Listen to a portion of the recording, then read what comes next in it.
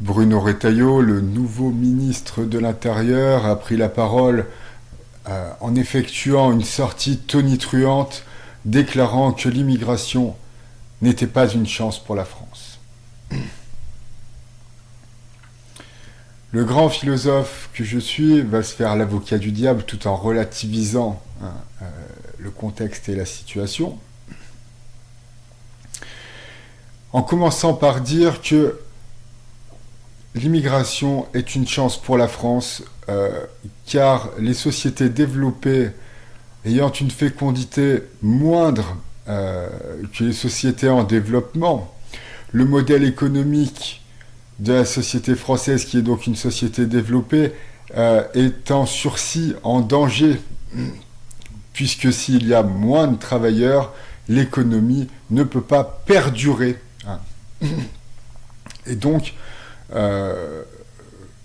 finirait par s'écrouler sans l'immigration. Et de ce point de vue-là, l'immigration est fatalement une chance, non seulement à l'apport des travailleurs à l'économie, mais en plus, elle va permettre le renouvellement des générations, va engendrer de nouveaux Français qui seront nés sur le sol. Bien sûr, on a tous compris où voulait en venir Bruno Retailleau. Il nous parle des trafiquants de drogue. Il nous parle de l'islam prosélyte. Il nous parle de ces gens qui touchent les minima sociaux et les aides sociales. Il nous parle de tous ces immigrés pourtant chômeurs.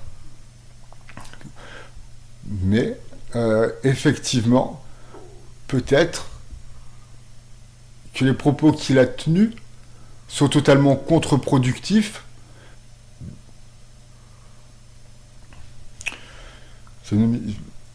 Donc les propos de notre nouveau ministre de l'Intérieur ne sont pas constructifs,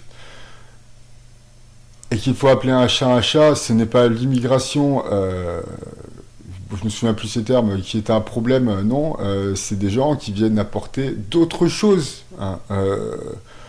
que leur valeur ajoutée. Il y a des gens qui viennent vraiment en France apporter leur valeur, qui viennent vraiment apporter des valeurs ajoutées qui ne sont pas positives, et qui ne viennent pas pour se dire tiens, la France c'est la francophonie, c'est la République, c'est la Révolution, c'est la colonisation, parce que bon, la colonisation, tout, bon, bah, ça m'étonnerait que ce soit mauvais dans l'histoire du monde, mais bon, il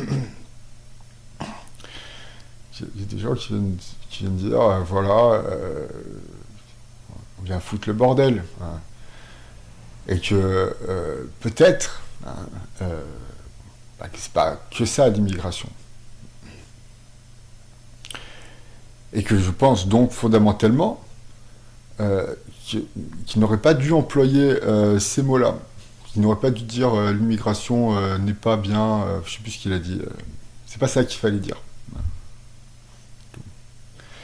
Et donc voilà ce que je voulais dire.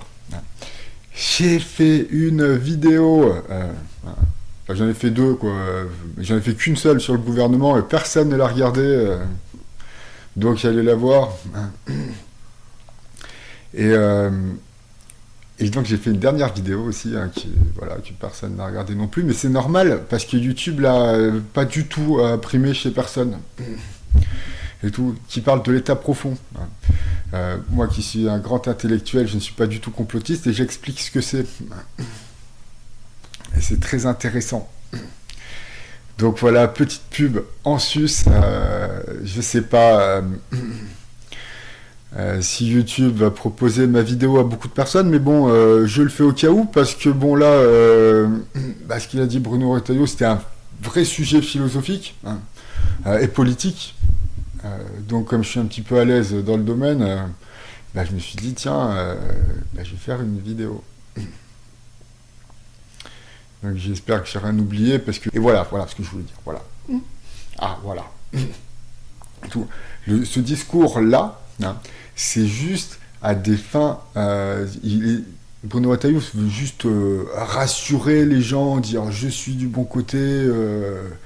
on va se battre, tout va s'arranger, enfin on va essayer d'arranger les choses et tout, alors que direct, hop, hop, c'est pas comme il faut. Hein, il s'est trompé. Il n'a pas utilisé les bons mots. Et si on fait de la politique avec les mots, il faut utiliser les bons. Et il s'est donc trompé.